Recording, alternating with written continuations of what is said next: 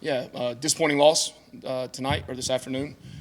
We went out, thought we had really a good game plan starting the game, then some uncertainties on their side of the ball offensively from our defensive standpoint of which quarterback was going to be in the game. We game planned for both of the quarterbacks, so we weren't surprised when number 11 was in.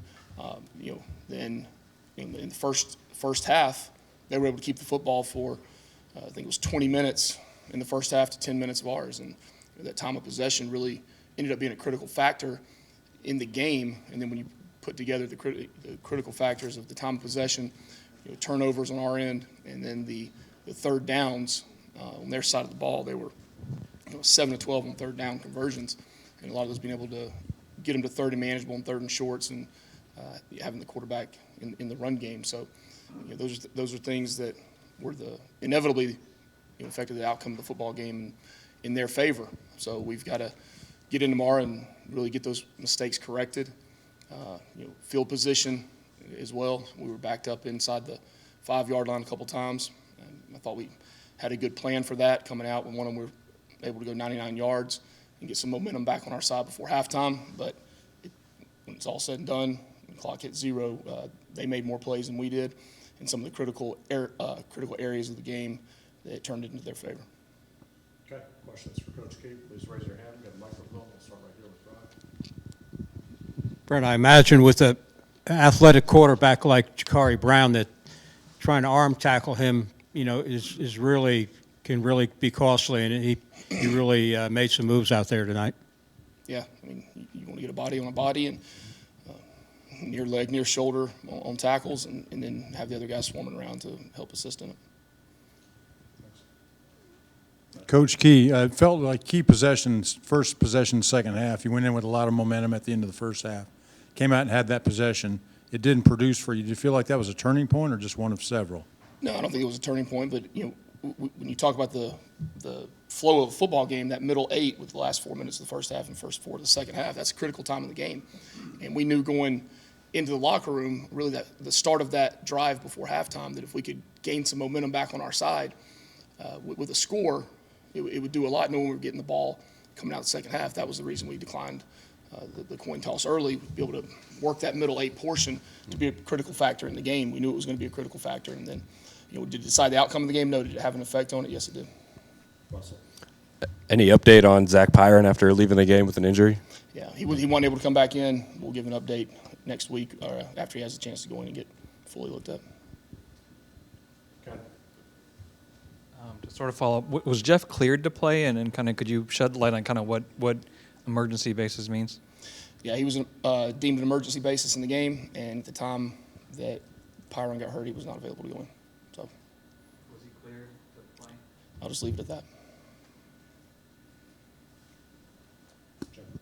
And just following that up, you said at the time Pyron got hurt, Sims was not available, Yeah, he wasn't able to go in. but he was cleared to play. We'll leave it at that. Okay. Thank you. You were able to win your first 2 games as interim coach. I'm sure that gave you and the program a lift. How disappointing have these last few weeks been since then? I mean, anytime you lose a football game, it's disappointing. Win games, it's not disappointing, but you just they didn't agree with what I said. No, but anytime you lose a game, it's disappointing. So, the true disappointment comes if you don't come back the next week ready to work, and that starts tomorrow. Challenge the guys in the locker room that the character of our team has got to prevail, and it's got to rise up tomorrow. The guys that have the character that it's important to come back tomorrow and get to work and ready to play another football game next Saturday. If there is anybody that doesn't, which I don't think there will be. I mean, this is you only get so many games of football in your life, and they run out at some point. So those guys have to wake up tomorrow and be ready to come in and understand what the mistakes were and what we have to correct, but then also build on what things that were good in the game and move forward and be ready to play a good North Carolina opponent next Saturday. Questions? I think Miami finished the game with 44 rushes. Did you expect them to run the ball as much as they did? Yes, we did. Depending on which quarterback was in the football game, we expected it to be a quarterback-driven run game. and that's what it was with number 11 in the game. Coach, both your quarterbacks, 2 interceptions today. Is it maybe they weren't comfortable, or maybe they were not seeing something, maybe forcing the ball? What do you kind of attribute some of that to? Well, excuse me. The first one, and I'll have to go back and look at them all, but the first one was a play down the sideline, a go ball that was kind of a 50-50 ball down the sideline, and they ended up getting the interception on the 1 yard line. The one with Nate went down on that one, got air knocked out of him on that play. So it's a 50-50 ball that they were able to come up with. The other ones, we'll get in and look at it and see exactly what happened. But you can't turn the ball over. That was the number one most critical factor in the game. It is always, and that's one of the reasons we've been able to have some success week to week. It was being able to take care of the football, and then on the other side, be able to get the football. And it flipped the other way today. So we've got to go back and look exactly why those things occurred. One of them was on a gadget shot play that we were looking to gain some momentum back in our favor on, and so those are things that we've definitely got to look at, and we've got to correct those things ASAP in order to be able to go play the game next week and have success in the game. Anything else for Coach Key? Patrick? Coach Key, pardon me. Working off that same question there for a second, how tricky is it as a head coach to address your team? This margin of loss was obviously quite significant, and yet they just picked off 2 passes inside their own 5, one of which instantly became a touchdown. So in many respects, you weren't that far off. You kind of walk that line for confidence versus constructive criticism. As a coach, you can't look at the scoreboard and make judgments based on the scoreboard and how you address your team and how you prepare your team and how you work with your team. And for the last, 6 games, that is the way our team has worked. We look at what we have to do to prepare during the week, what we have to do fundamentally during the game, what we have to do in the grand scheme of the how the game is being played, and go out and play every single play for 60 minutes in the game, one play at a time, and not look at the scoreboard.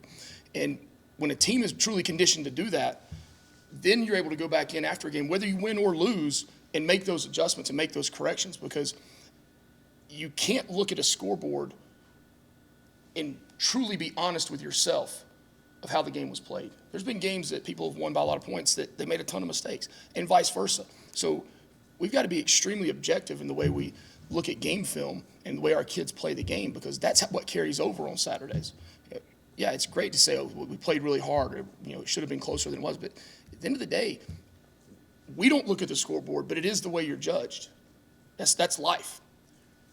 So all the external things that these kids hear every single day is about scoreboard, the score, win, lose. So as coaches, that is our number one priority every single day, is to take these guys and condition them so that that does not become something that affects the way that they prepare, that affects the way that they play the game.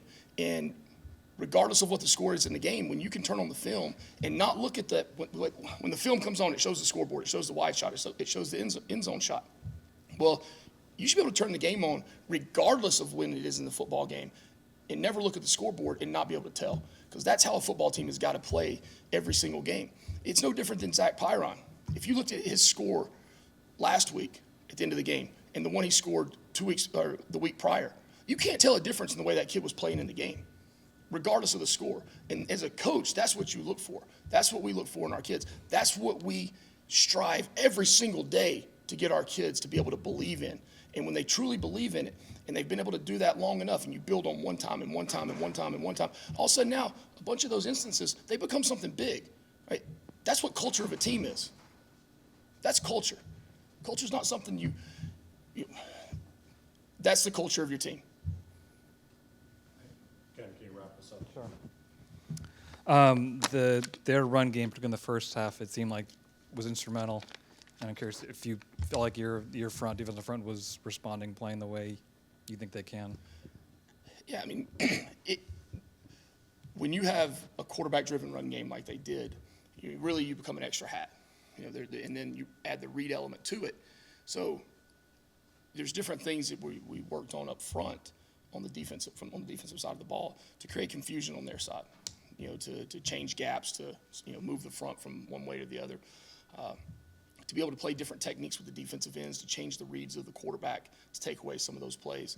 And there were times that we executed the way we're supposed to do, and there were times that, you know, we executed and they made a play. And whether it was a couple of the counter replays with the running back wide to the field where, you know, you're in position and the kid slips right through it and, you know, was able to circle the defense on us. So, you know, the overlap in the defense is something we got to continue to preach and to harp on, and to be able to have those guys when something like that does happen, the overlap in the defense, the other person is coming to get the player down, to get the ball down and negate the big plays. Thank you, Coach. Appreciate it. All right, so thank you.